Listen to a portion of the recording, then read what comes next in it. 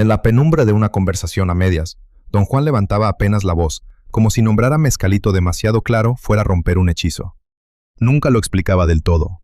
Apenas dejaba caer frases, y en esas grietas nacía una presencia masculina, protectora, casi de maestro antiguo. Mescalito no entraba como una idea. Entraba como alguien que observa, guía y corrige sin tocarte. Cada respuesta de don Juan lo volvía más vivo, más humano, más imposible de encerrar en palabras. Y cuanto más insistía yo, más se retiraba él, dejando detrás no una definición, sino una impresión que ardía sola. Porque hay cosas que no se revelan hablando. Se revelan alrededor del silencio. Algunos nombres no describen un poder, lo convocan. Bajo la luz temblorosa de una mesa, alguien habla de una planta como si fuera un guardián vivo. La hierba del diablo da poder, dice. Mescalito, en cambio, enseña. Primero aterra, luego se vuelve manso, como un niño que conoce secretos antiguos. No se guarda como un objeto, se lleva cerca del corazón, en una bolsita, para que vigile la sombra y muestre las cosas como son. La verdadera protección no siempre ruge, a veces susurra. En la penumbra del desierto, un hombre pregunta y otro calla, como si entre ellos respirara algo antiguo. Don Juan habla de Mescalito no como de una droga, sino como de una presencia. Mansa con quien la respeta, terrible con quien la desafía. Cada visión no es un regalo, sino una prueba. Cada paso, una lección. El aprendiz quiere respuestas. El maestro solo ofrece paciencia. Hay cosas, dice, que no se explican. Se aprenden caminando. Y mientras el conocimiento entra poco a poco, la frontera entre guía y abismo se vuelve más fina que el humo del fuego. Pero la verdad es esta. No todo protector consuela. Algunos también desarman el alma. Lo sagrado no siempre acaricia. A veces, primero enseña a temblar. En la penumbra de una conversación prohibida, Mescalito aparece no como un dios cómodo, sino como una presencia que desarma al que lo busca. No es cielo, no es respuesta, no es un reflejo del alma. Es algo afuera, algo que mira de vuelta. Quien se acerca espera encontrar una verdad única, limpia, definitiva. Pero el relato se quiebra ahí. Cada persona lo ve distinto, como si la realidad llevara una máscara distinta para cada rostro. Ese es el golpe más extraño de todos. No hay un Mescalito idéntico para el mundo entero. Hay un poder, un protector, un maestro, y aún así, nadie puede poseerlo con palabras. Al final, lo sagrado no siempre consuela. A veces solo revela que el misterio no vive en nosotros, sino frente a nosotros. Lo que uno llama Dios, otro lo llama umbral. En la penumbra de una conversación entre don Juan y su aprendiz, Mescalito aparece como una presencia imposible de atrapar. No se le estudia como a un objeto, se le enfrenta como a un umbral. Don Juan corta la curiosidad con una frase seca y feroz. No hay nada que decir, porque no es el mismo para todos. Y en esa negativa late la verdad entera. Quien habla demasiado de él, dice don Juan, termina vaciándolo. Quien lo encuentra de verdad, cambia de una vez y para siempre. El aprendiz quiere instrucciones, reglas, un mapa. Pero el protector no entrega mapas, entrega experiencia. Y lo que enseña, según don Juan, llega antes que las palabras, cuando uno todavía está sordo y ciego.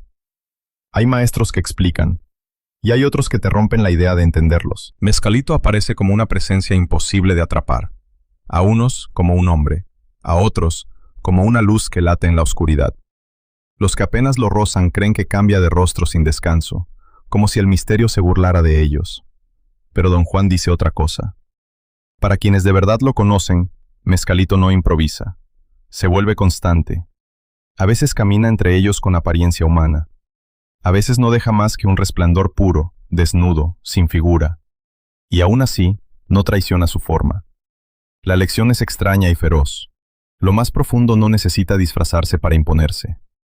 Lo que no cambia jamás es lo que más cerca está de la verdad. Al caer la tarde, un coche se perdió en la inmensidad de Chihuahua, rumbo a un pueblo minero dormido bajo el polvo y las estrellas. Don Juan había prometido un viaje largo y duro. Tenía razón. Durante días, la carretera se tragó el tiempo, hasta que por fin llegaron a la medianoche, con el cuerpo cansado y el silencio pesado como plomo. Caminando desde las afueras del pueblo, encontraron refugio en la casa de un tarahumara y su esposa. Al amanecer, a las 5, los despertó el olor del atole y los frijoles. Mientras comían en silencio, el hombre hablaba con don Juan como si el verdadero viaje no estuviera en el camino, sino en lo que aún no se decía. A veces, la aventura más grande empieza cuando nadie explica nada. Bajo el sol del mediodía, el camino de tierra se extendía como una cicatriz entre los campos, y don Juan avanzaba sin mirar atrás. Mientras el narrador apenas podía respirar, él seguía con un paso veloz, casi imposible para su edad, como si el cansancio fuera una cosa que le ocurría a otros. Cruzaron laderas suaves, luego pendientes más duras, hasta entrar en un valle alto donde el silencio parecía escucharles. Entonces se detuvieron. Don Juan abrió el saco de pan con la calma de quien conoce el peso exacto de cada jornada. 2 panes de dulce, una cantimplora, y un hombre anciano guiando la marcha como si llevara dentro un reloj más preciso que el de cualquier joven. Pero no era fuerza lo que imponía respeto, era dominio. La verdad es que algunos cuerpos se cansan antes que su voluntad, y algunos hombres envejecen sin perder el filo. La edad dobla la espalda, no siempre dobla el espíritu. Bajo el sol inmóvil del desierto, 2 hombres avanzan entre cactus y polvo, como si siguieran una señal que solo uno de ellos alcanza a entender. El viajero está exhausto, hambriento, y aún así acepta el pan que le ofrecen. Entonces pregunta por el destino, por la razón del viaje, por esa presencia llamada Mescalito. La respuesta cae simple, casi como un susurro. Está en todas partes, en el alrededor. Pero el peyote no se deja ver entre la profusión de espinas y formas. Caminan otra vez, y al llegar a un valle largo y angosto, con colinas abruptas a los lados, el paisaje parece cerrar sus puños. A veces la búsqueda no revela un objeto, revela una transformación. Entró al valle con el pecho encendido, buscando peyote como quien busca un tesoro prohibido. Y allí, a pocos pasos del sendero, vio 3 plantas redondas y verdes, pequeñas rosas de carne sobre la tierra. Corrió hacia ellas, las señaló, y don Juan le dio la espalda sin una palabra.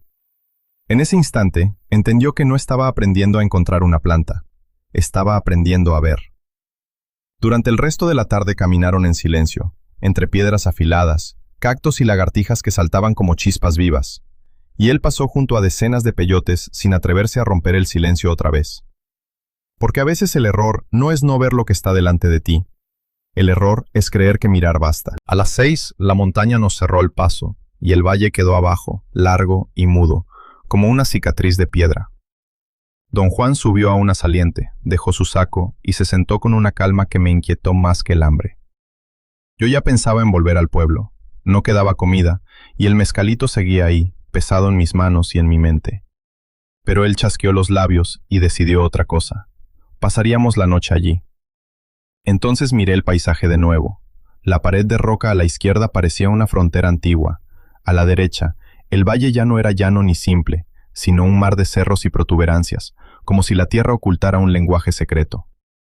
Y en ese silencio, entendí que a veces no te pierde el camino, te pierde la forma en que lo miras. Bajo el farallón, con el valle extendiéndose como una herida oscura, don Juan habló sin mirarlo, como si obedeciera a una ley más antigua que el hombre. Mañana, dijo, no se va a buscar nada, se camina, se espera. Y lo que importa no será visto por la prisa, sino por el momento en que decide cruzarse en el camino.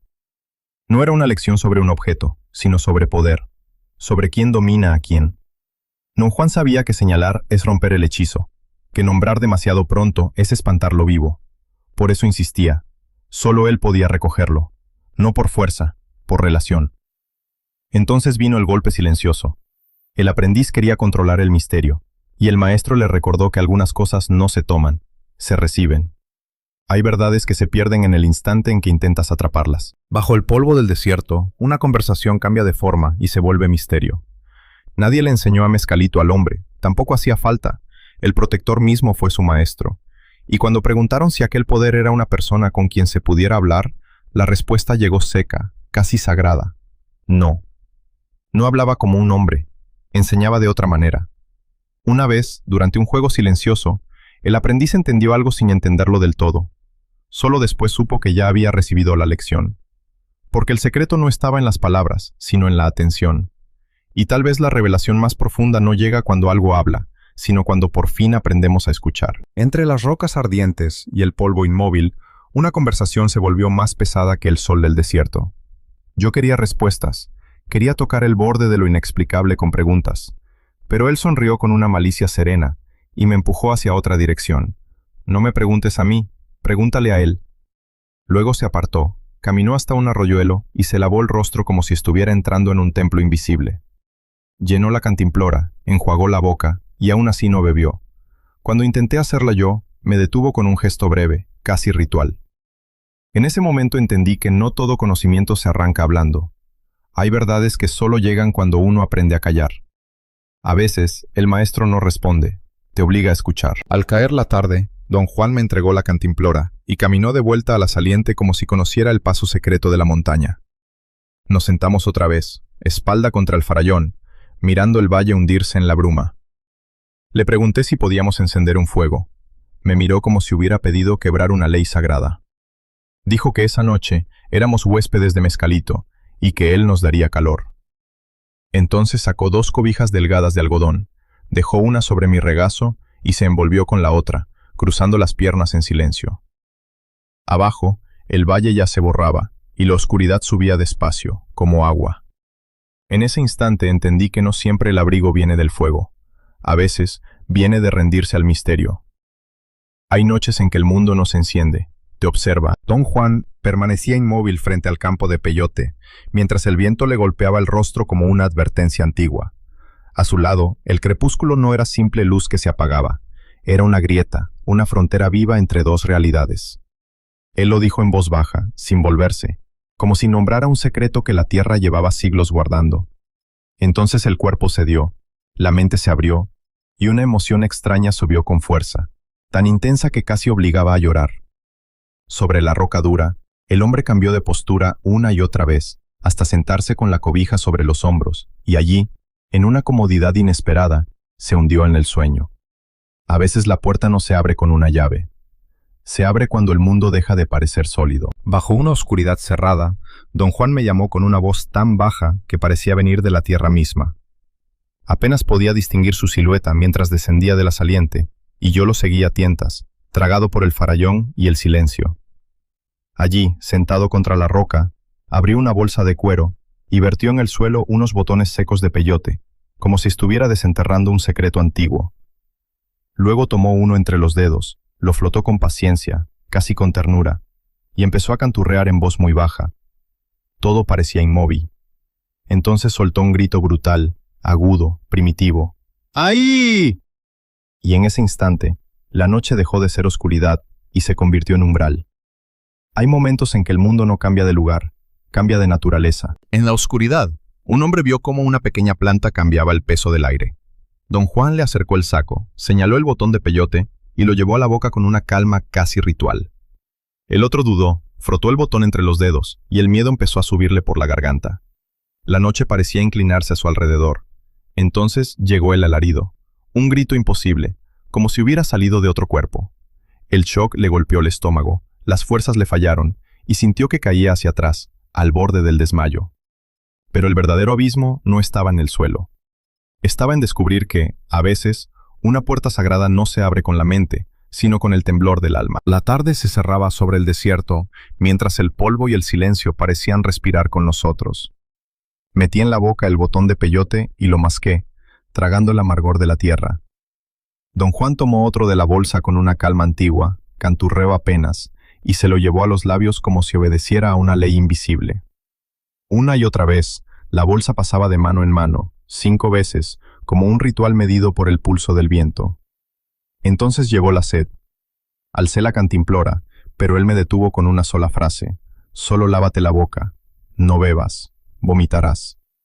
Y en ese instante entendí que, en el desierto, hasta el conocimiento tiene un precio. Hay puertas que no se abren con agua. En medio del desierto, la boca se vuelve un incendio. Cada sorbo prometido por la imaginación parece una salvación, pero también una trampa. Él agitó el agua en la boca una y otra vez, resistiendo la tentación hasta que tragó apenas un poco. Entonces, el cuerpo respondió con violencia. El estómago se retorció, como si algo antiguo dentro de él rechazara la prueba. Don Juan le entregó otro botón, y otro más. El ciclo siguió, implacable, hasta 14. Para entonces, la sed, el frío y la incomodidad habían desaparecido. En su lugar, llegó un calor extraño, una excitación casi sagrada. Buscó la cantimplora para aliviarse la boca. Estaba vacía. Pero ya no importaba. Hay experiencias que no te quitan algo, te cambian el umbral con el que sientes el mundo. En el silencio del arroyo, una voz joven rebotó en la garganta como si hablara dentro de una bóveda. Don Juan no respondió al principio. Solo alzó la mano, pidió silencio y escuchó con una atención antigua, como quien oye acercarse algo que los demás todavía no pueden ver. Entonces pronunció un nombre extraño. Abúchtol ya está aquí. El aire parecía distinto, más denso, más vivo. Y aquel eco suave, casi musical, ya no era un simple accidente de la voz, era una señal. Porque a veces el mundo no avisa con trompetas ni relámpagos. A veces entra de puntillas, aleteando dentro del pecho, hasta que alguien sabe reconocerlo. El verdadero misterio no es lo que llega del arroyo, es quien aprende a escucharlo antes que los demás. Una claridad imposible cayó sobre él como un relámpago silencioso. Primero vino el zumbido, bajo, lejano, y después tan feroz que pareció una máquina viva vibrando dentro de sus orejas. El miedo le sacudió el cuerpo.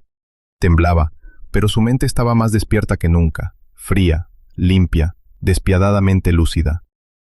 Entonces apareció la imagen de una abeja gigantesca, sola en una blancura extraña, más real que cualquier pensamiento cotidiano. Don Juan siguió tranquilo, recostado, mientras todo lo demás era expulsado de la mente como polvo al viento. Y en ese instante, la lucidez dejó de parecer un regalo, se volvió una prueba, porque a veces la conciencia no ilumina, desgarra, y cuando la realidad cambia de voz, el alma descubre que también puede tener miedo de ver con demasiada claridad. A centímetros de su rostro, todo parecía de otro mundo, unos ojos como anteojos vivos, redondos, brillando en la oscuridad, y una boca convertida en trompa que soltaba un ritmo extraño. Petu, petu, petu. El miedo cayó sobre él como una piedra. Retrocedió hasta casi golpear el muro de roca, jadeando, gimiendo, con el sudor ya helado sobre la piel. Por un momento interminable, la forma humana se borró y solo quedó la visión. Una presencia imposible, respirando en la noche. Entonces llegó la voz de don Juan, seca y urgente. «¡Levántate! ¡Muévete! ¡Levántate!» Y la imagen se rompió. El rostro familiar volvió a aparecer. Porque a veces el terror no viene a destruirte. Viene a arrancarte los ojos con los que miras el mundo. La oscuridad pesaba sobre el arroyo como una manta viva, y aún así, de pronto, todo empezó a verse con una nitidez imposible. Las piedras, el valle, el otro lado de la distancia. Cada cosa brillaba como si la noche se hubiera roto. Él había dicho que iba por agua, pero al alejarse descubrió algo más inquietante que el miedo. Miró su reloj. Eran las 12:10. Medianoche, y sin embargo veía como en pleno día. Quiso correr de vuelta, llamar a don Juan, entender qué estaba ocurriendo.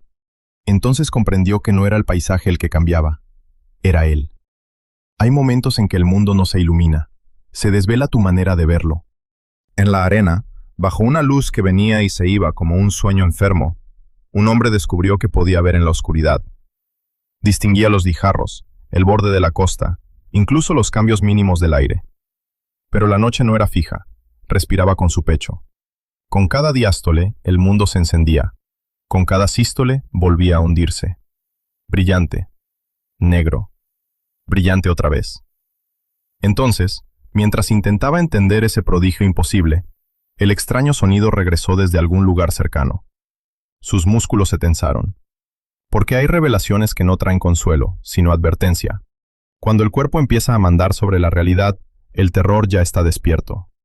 Y a veces la oscuridad no te esconde del mundo, te lo revela demasiado tarde. En un valle silencioso, un arroyo delgado como una cicatriz cambió de naturaleza ante unos ojos atónitos. Don Juan dijo que Anuctal estaba allí, y el bramido llegó primero, tan inmenso que parecía borrar el mundo. Luego vino el silencio, y con él el agua, de menos de 30 centímetros de ancho a un lago súbito, desbordado de presencia. Una luz caída desde arriba rozaba la superficie entre sombras de follaje, y por un instante todo centelleaba en dorado y negro. Después, la corriente se hundía otra vez en la oscuridad. No desaparecía, seguía allí, invisible y viva, como si el paisaje respirara bajo la piel. Algunos lugares no se miran, se escuchan, y al escucharlos, te cambian. Hay fuerzas que no ocupan espacio, ocupan memoria. Al borde de un lago negro, el mundo dejó de parecer sólido. Un hombre solo, acuclillado entre roca y silencio, oye un rugido que primero parece viento y luego se revela como música. Voces agudas flotando sobre un tambor profundo. Don Juan desaparece tras la saliente, y aún así el miedo no llega. En su lugar, cae un abandono total, como si la realidad hubiera aflojado su agarre. Entonces ocurre lo imposible. Cada golpe del tambor parece respirar con su propio corazón. Sístole, diástole. La mente deja de separar el cuerpo del paisaje y empieza a obedecerle al sonido. Y cuando el latido humano coincide con una melodía desconocida, ya no queda un observador frente al abismo. Solo queda una conciencia siendo absorbida por él. A veces no escuchamos una presencia. La presencia nos escucha a nosotros. Me levanté y la melodía se apagó de golpe. Traté de escuchar mi corazón, pero ya no estaba allí, como si el cuerpo hubiera olvidado cómo latir. Volví a agacharme, convencido de que la postura había engañado mis sentidos. Nada. Silencio. Entonces el suelo tembló. No como un simple estremecimiento, sino como una fuerza viva, empujando la tierra bajo mis pies. Caí de espaldas. El terreno se movía, deslizándose hacia el agua como una balsa rota, y yo, inmóvil, sentí un terror total, sin pausa, sin escape. Pero el verdadero horror no fue la caída. Fue descubrir que, a veces, el mundo no se rompe delante de ti. Se desliza bajo tu cuerpo, mientras todavía intentas comprenderlo. Sobre un lago negro, una balsa hecha de barro y troncos avanzaba sin orillas a la vista, como si la noche misma la estuviera empujando. El agua giraba alrededor, fría, densa, casi viva. El viajero creía ir hacia el sur, arrastrado por una corriente invisible, mientras el mundo perdía toda forma y toda medida. No había puntos de referencia, solo deriva, solo silencio. Y entonces, tras horas que parecieron eternas, la balsa giró de golpe hacia el este, se deslizó unos instantes más y chocó contra algo oculto bajo la superficie. Porque a veces el peligro no anuncia su llegada, simplemente cambia de rumbo en la oscuridad. Y cuando el agua parece respirar, hasta la calma puede ser una trampa. La superficie parecía intacta, pero debajo había una fuerza invisible empujándolo todo hacia un borde imposible. Entonces, en un instante brutal, algo lo golpeó, lo lanzó al suelo y lo dejó de rodillas sobre el polvo. Cuando alzó la vista, el agua estaba retrocediendo. No se alejaba lentamente, se deslizaba hacia atrás como una marea herida, arrastrándose hasta desaparecer. Lo que parecía un accidente se volvió revelación. La tierra se abrió, el agua obedeció y el mundo, por un segundo, dejó de comportarse como debía. Hay momentos en que la realidad no se rompe, se retira, y deja al descubierto algo que nunca debió verse. Quedó allí, solo, intentando reunir los pedazos de lo ocurrido, mientras el dolor le atravesaba cada músculo. La garganta era una herida abierta, los labios mordidos, la ropa empapada por un desembarco brutal. Cuando intentó ponerse de pie, el viento le recordó el frío. Las manos, las rodillas y la mandíbula temblaban como si el cuerpo se negara a seguir viviendo. Entonces volvió a acostarse. Y entre el sudor que le corría a los ojos y el ardor que lo hacía gritar, llegó la verdad más dura. Hay momentos en que no es la mente la que sobrevive, sino pura resistencia. Porque el desastre no siempre mata de golpe. A veces te deja allí, respirando, mientras intentas volver a ser una sola persona. Tras recuperar apenas el equilibrio, me puse en pie y avancé bajo un crepúsculo oscuro. Unos pasos bastaron para que el murmullo de muchas voces me llamara desde la penumbra. Seguí aquel sonido y antes de recorrer 50 metros, llegué al borde del camino. Ante mí se alzaba un corral de gigantescos peñascos, una fila tras otra, perdiéndose en la ladera como un secreto antiguo.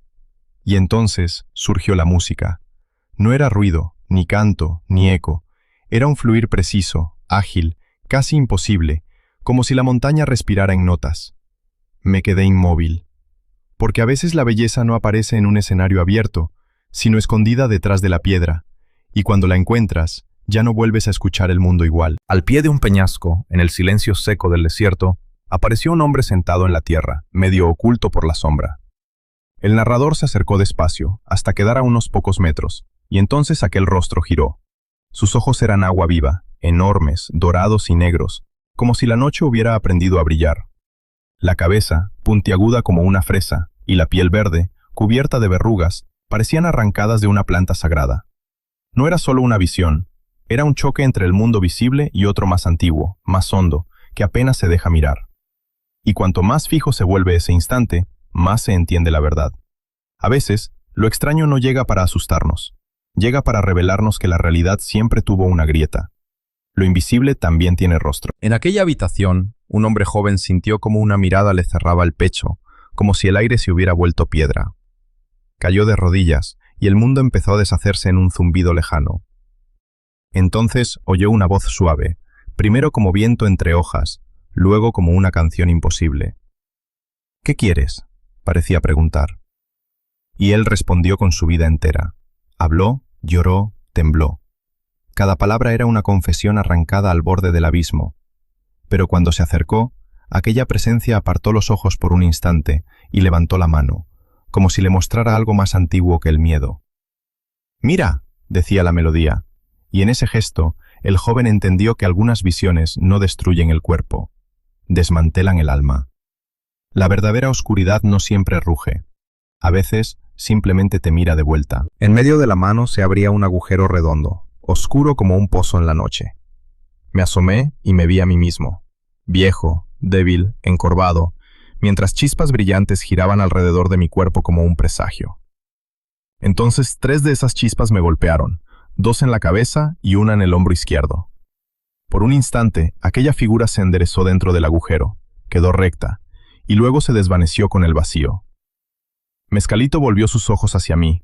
Tan cerca estaban que casi podía oír su retumbar suave, como un lago quieto agitado por oro y sombra. Después apartó la mirada, saltó como un grillo, y se alejó 50 metros, otra vez y otra vez, hasta perderse en la distancia. Hay encuentros que no te revelan el camino, te revelan al viajero que aún no has dejado de ser. La madrugada aún respiraba sobre la tierra cuando él empezó a caminar, midiendo el mundo con una frialdad casi desesperada.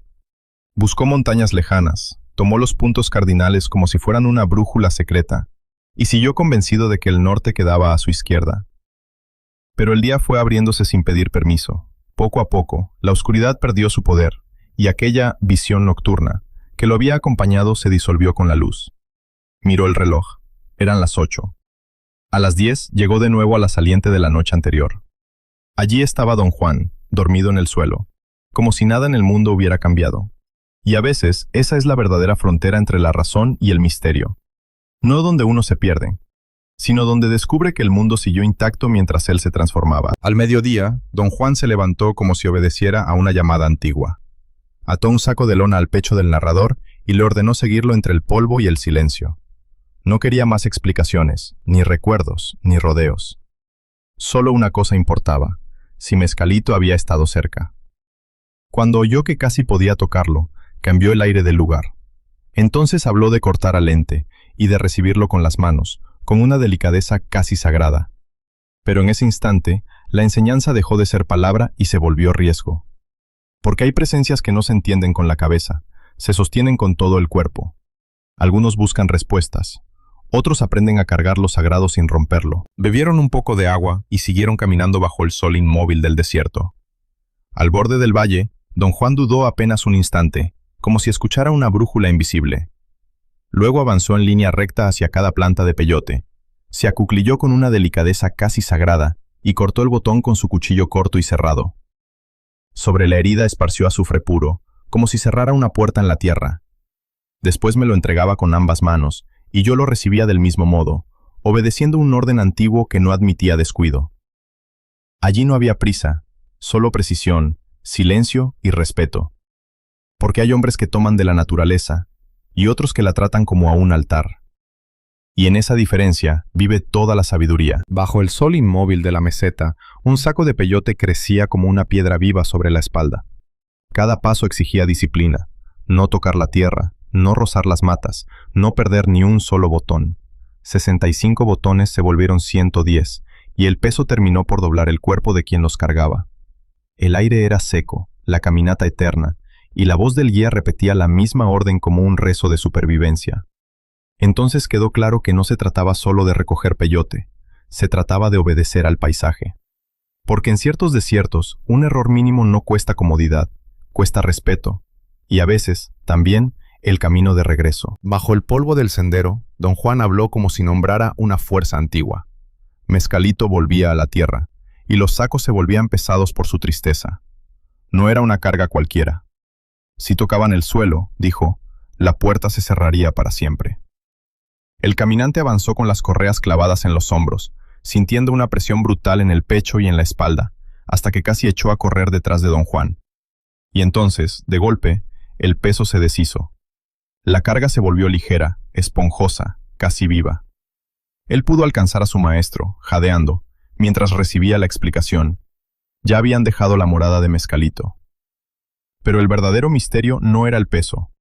Era la frontera invisible entre llevar algo sagrado y perderlo para siempre. Hay cosas que no se sostienen con las manos. Se sostienen con el miedo a soltarlas. El desierto respiraba bajo un sol inmóvil, y don Juan hablaba como si nombrara una fuerza antigua sentada entre las piedras. Mescalito no lo había herido. Eso, para él, era la señal. No había ira en la visión, ni monstruos, ni el rostro del horror verdadero. Solo una prueba, un aviso.